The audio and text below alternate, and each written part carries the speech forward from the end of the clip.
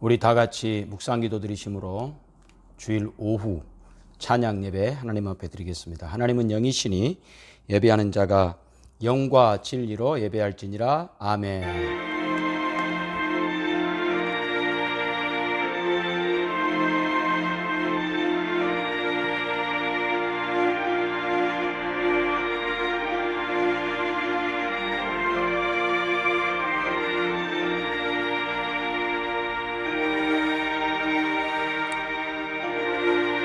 하나님 아버지 감사합니다. 오늘 또 주일 오후 찬양 예배로 모였습니다. 예배를 통해 하나님 홀로 경배와 찬양 받으시고 예배하는 저희들에게는 말씀을 허락하셔서 그 말씀 의지하여 주님과 동행하는 복된 저희들의 남은 생에 될 수 있도록 은총을 베풀어 주옵소서. 예수님의 이름으로 기도하옵나이다. 아멘. 네, 오늘 우리 주일 오후 찬양 예배 시간이 되었습니다. 오늘도 우리 함께 찬양하며 말씀을 함께 나누며 은혜 받는 시간 되기를 바랍니다. 예수 사랑하심은 찬양하겠습니다.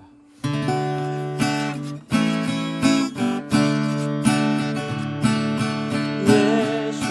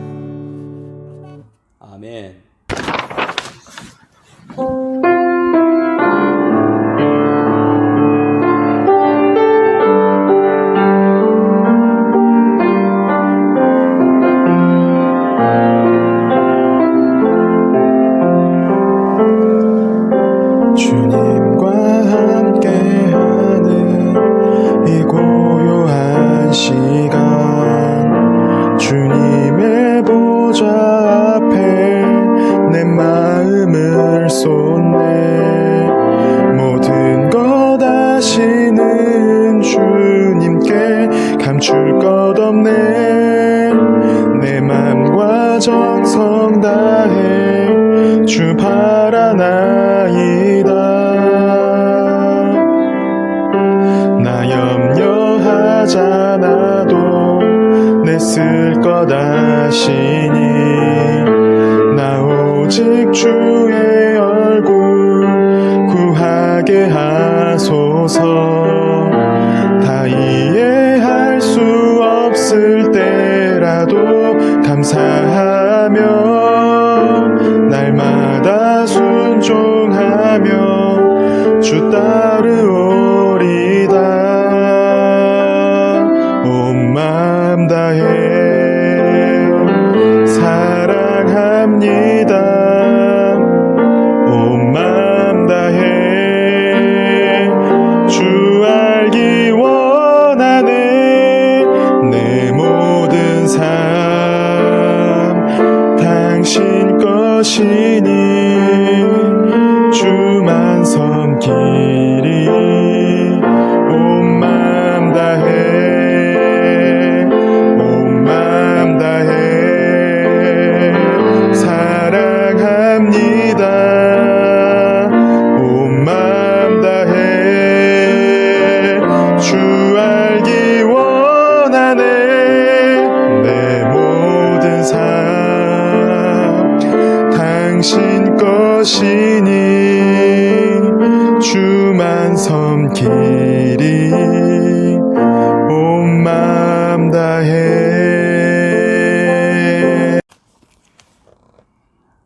하나님 말씀 보겠습니다. 하나님 말씀은 사도행전 1장 3절 말씀입니다. 사도행전 1장 3절 말씀입니다. 그가 고난받으신 후에 또한 그들에게 확실한 많은 증거로 친히 살아계심을 나타내사 40일 동안 그들에게 보이시며 하나님 나라의 일을 말씀하시니라. 아멘. 이제 오늘부터는 주일 오후 시간에 몇 시간 하나님 나라에 대해서 함께 생각해 보려고 합니다. 오늘은 하나님 나라란 무엇인가 이런 주제로 말씀을 나누겠습니다. 우리가 예수님을 믿는 목적이 무엇일까요? 어떤 분들은 나는 예수님 믿는 목적이 인생을 가치 있고 보람 있게 살아보고 싶어서 그렇습니다. 착하게 살아보고 싶어서 그렇습니다. 아주 멋있죠. 그런가 하면 어떤 분들은 나는 예수님 믿고 천국 가고 싶어서 그렇습니다. 어떤 것이 더 멋있습니까? 인생을 가치 있고 보람 있게 살겠다라고 하는 말이 멋있지만 사실은 천국 가기 위하여 예수 믿는다는 말이 훨씬 더 신앙적인 말입니다. 왜냐하면 성경은 하나님의 나라야 천국에 대해서 수도 없이 우리에게 가르쳐 주고 있기 때문에 그렇습니다. 먼저 구약의 이사야 2장 4절 말씀을 보면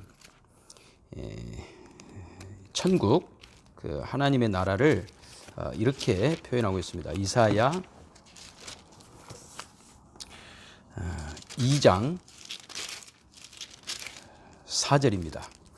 그가 열방 사이에 판단하시며 많은 백성을 판결하시리니 무리가 그들의 칼을 쳐서 보습을 만들고 그들의 창을 쳐서 낫을 만들 것이며 이 나라와 저 나라가 다시는 칼을 들고 서로 치지 아니하며 다시는 전쟁을 연습하지 아니하리라. 구약이 말하는 하나님 나라는 상당히 부정적입니다. 전쟁이 없다. 서로 싸우는 것이 없다. 이런 표현이죠.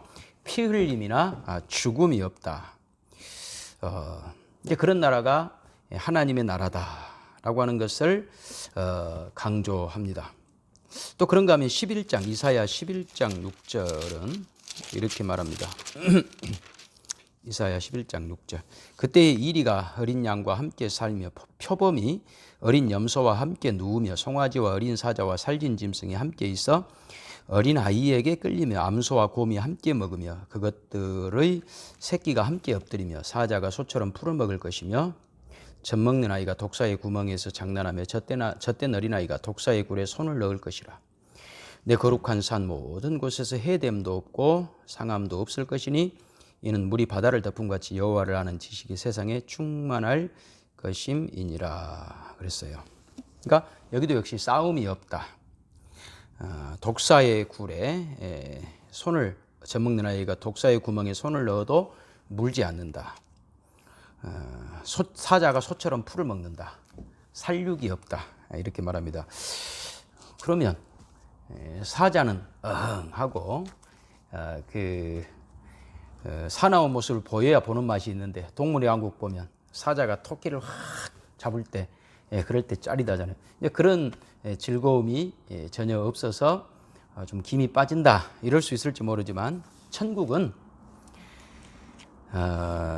누구를 해함이 없다, 상함이 없다, 전쟁이 없다라고 하는 것을 구약에서는 강조해요. 그러니까 상당히 어떤 면에 천국의 부정적, 이 세상에 있는 좋지 않은 모습이 천국에는 없다. 이런 표현으로 구약의 천국을 소개하죠.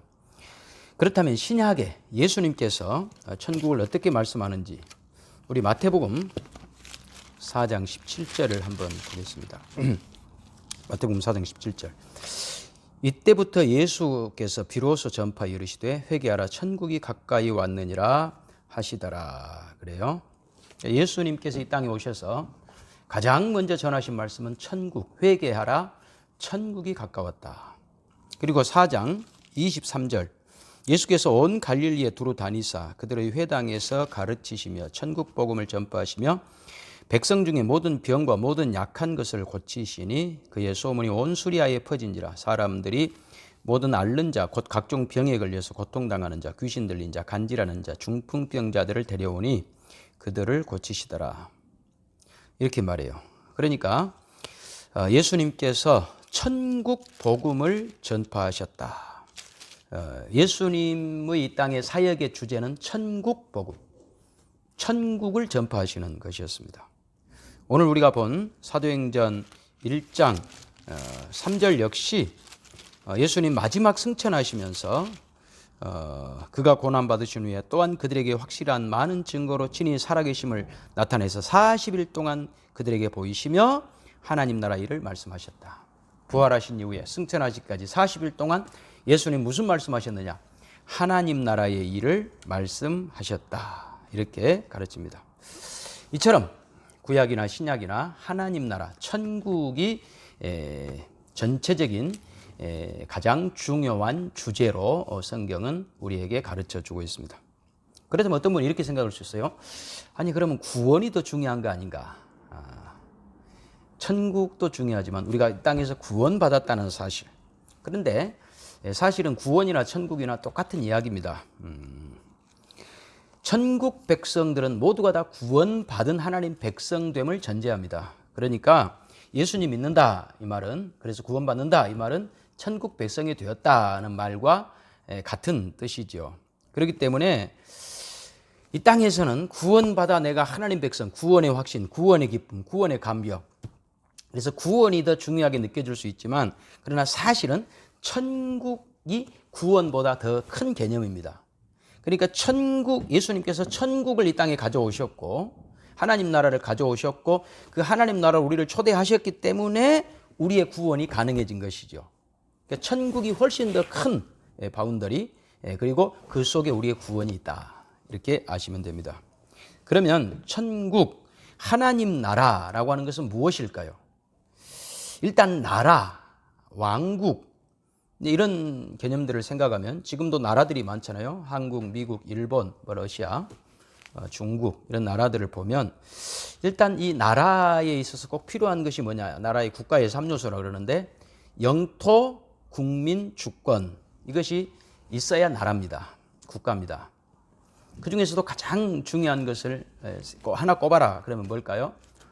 나라가 되기 위해서 대한민국 그러면 뭐가 떠오릅니까? 대한민국 국민이 떠오릅니까? 아니면 대한민국이라고 하는 영토가 떠오릅니까? 지도가 떠오르잖아요. 대한민국 지도, 영토. 그러니까 이 땅에서는 아마 영토, 땅이 나라에서 가장 중요하게 우리가 인식됩니다. 땅이 커야 일단 강대국이잖아요. 미국과 중국이 그렇게 강대국인 이유는 아주 큰 나라들 아닙니까?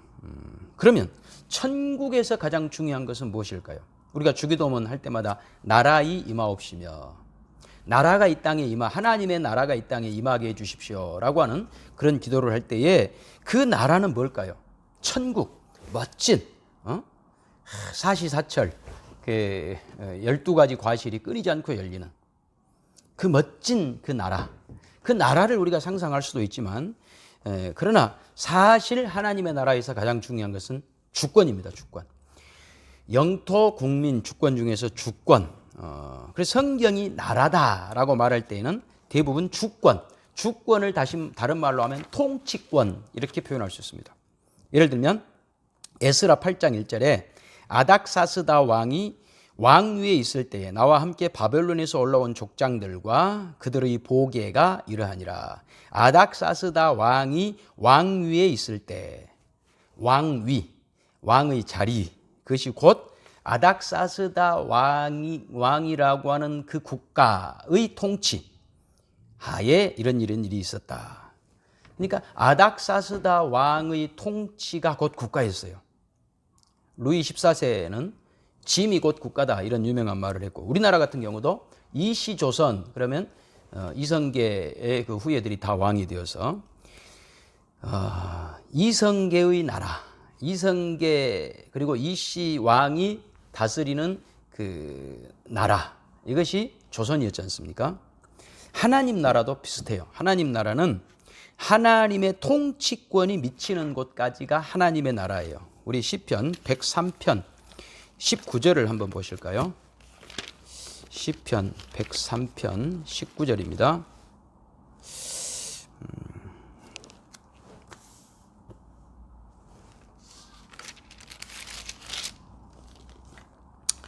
여호와께서 그의 보좌를 하늘에 세우시고 그의 왕권으로 만유를 다스리시는도다.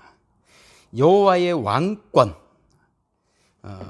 만유를 다스린다. 이게 하나님의 통치권, 이게 하나님의 나라입니다. 여호와께서 그의 보좌를 하늘에 두셨다라고 할 때 이 하늘은 어떤 장소적 개념이라고 하기보다는 통치권이 미치는 그 전 영역, 그래서 이 세상의 모든 영역에 하나님의 통치권이 행사되고 있다라고 하는 것을 설명하기 위하여서 여호와께서 그의 보좌를 하늘에 세우셨다 이렇게 말씀하고 있는 것이죠. 그러니까 하나님 나라는 장소적 개념이 아니라 통치권의 개념입니다. 그러니까 천국은 장소가 어디냐가 문제가 아니라 지금 하나님의 통치권이 어떻게 시행되고 어디까지 미치고 있는가, 이것이 핵심입니다. 그러니 하나님의 나라는 이 땅에 세워지는 것이 결코 아닙니다. 어떤 정치 권력에 의해서 하나님의 나라가 세워지는 것도 아닙니다. 예수님은 오히려 그걸 거부하셨죠. 누가복음 19장 11절 한번 보십시다. 누가복음 19장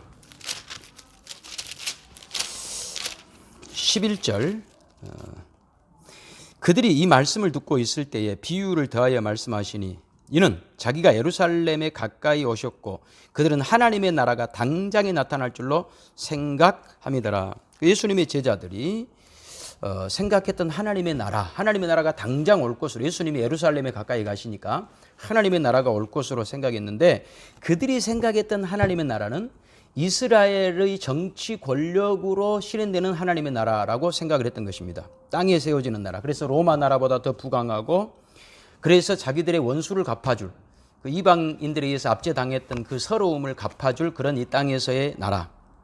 그러나 예수님은 그런 나라를 세우러 오지 않았어요. 그것이 하나님의 나라가 아니었어요. 예수님이 세우실 하나님의 나라는 그런 정치 권력, 군사력으로 이방 나라를 압제하고 세우는 그런 하나님의 나라가 아니라 십자가의 죽으심으로 세우실 하나님의 나라를 말합니다. 그러니까 제자들은 예수님이 예루살렘 성에 입성하니까 이제 이곳에 하나님 나라를 세울 모양이다. 그럼 우리도 다 높은 자리 하나씩 차지해야지. 응? 말단 공무원이라도 내가 한 자리 해야지. 이런 생각을 하고 있었어요. 그러나 예수님은 세상의 왕이 아니라 하나님 나라의 왕으로 오셨어요. 하나님의 통치권, 하나님으로부터 통치권을 받아서 이 땅에서 하나님의 다스리심을 시행하시기 위하여, 그 다스리심을 펼치기 위하여 이 땅에 오신 것이죠.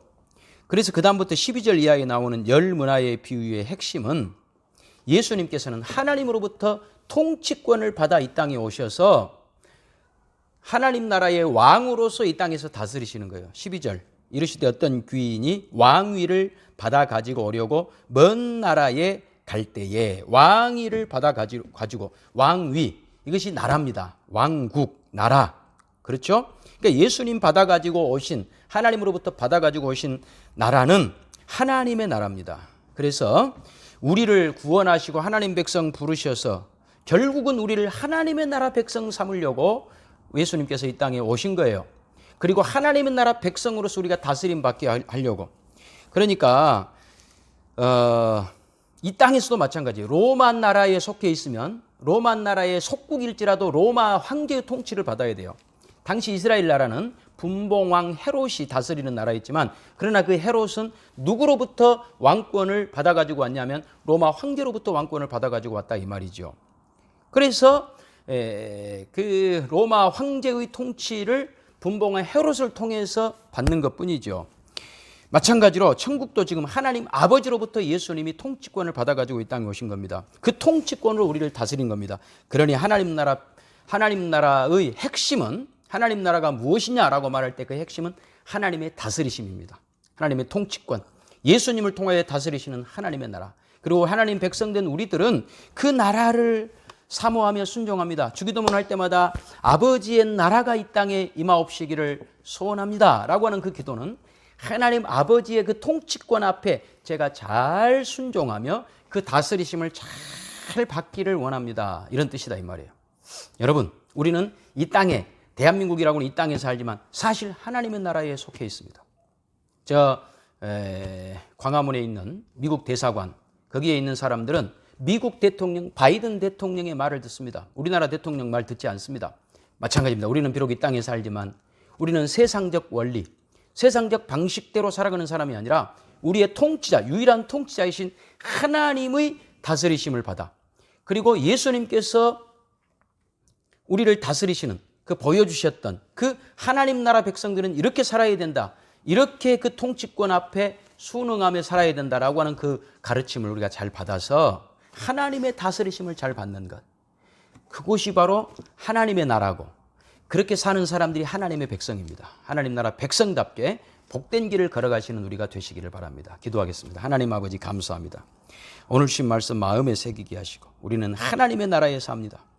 비록 우리 육체가, 우리 몸이 이 땅에 살지만, 그러나 사실 우리는 땅에 속한 것이 아니라 하나님 나라에 속한 하나님 백성임을 기억하며 우리는 세상의 원리대로 사는 것이 아니라 하나님의 다스림, 하나님의 통치를 받으면서 어찌하든지 하나님 말씀을 순종하며 하나님께서 우리에게 가라고 하신 예수님 가신 그 길을 믿음으로 따라가는 복된 저희가 되어서 하나님 앞에 칭찬받는, 영광과 존귀에 참여하는 복된 저희가 되게 하옵소서. 예수님의 이름으로 기도하옵나이다. 아멘.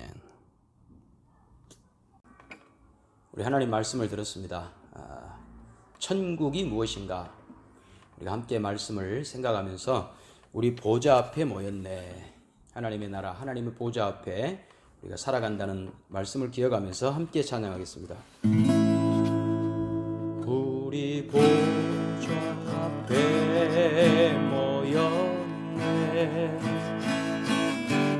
함께 주를 찬양하며 하나님의 사랑 그 아들 주셨네.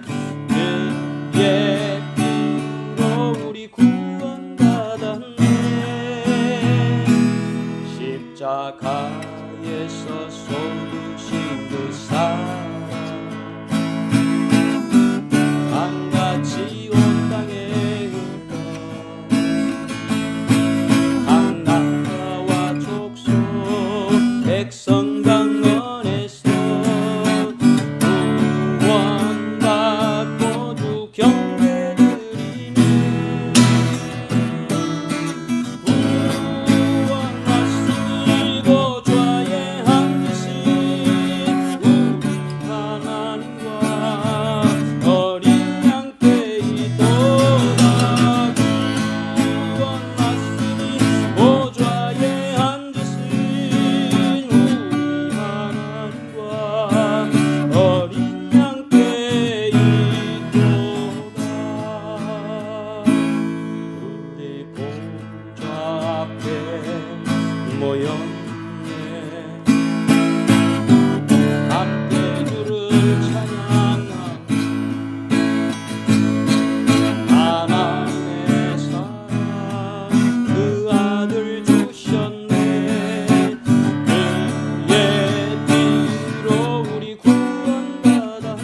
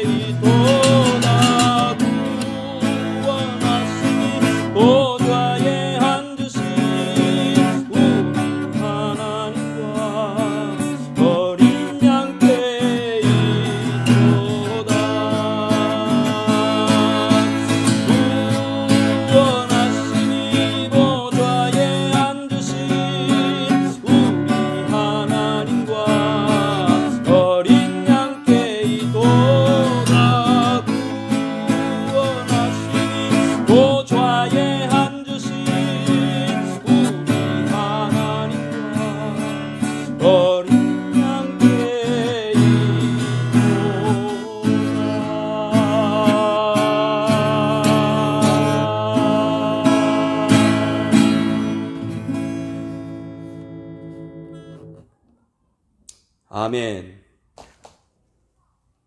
축도하겠습니다.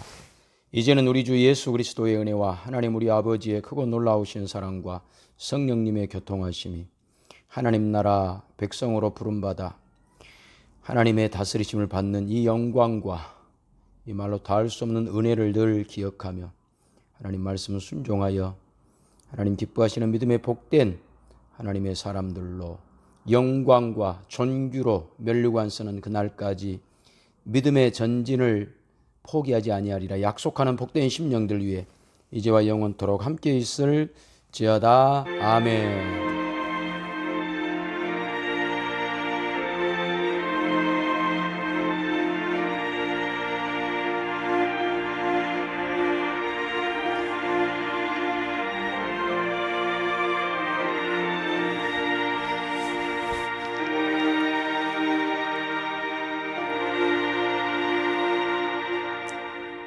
이상으로 주일 오후 찬양 예배 마쳤습니다.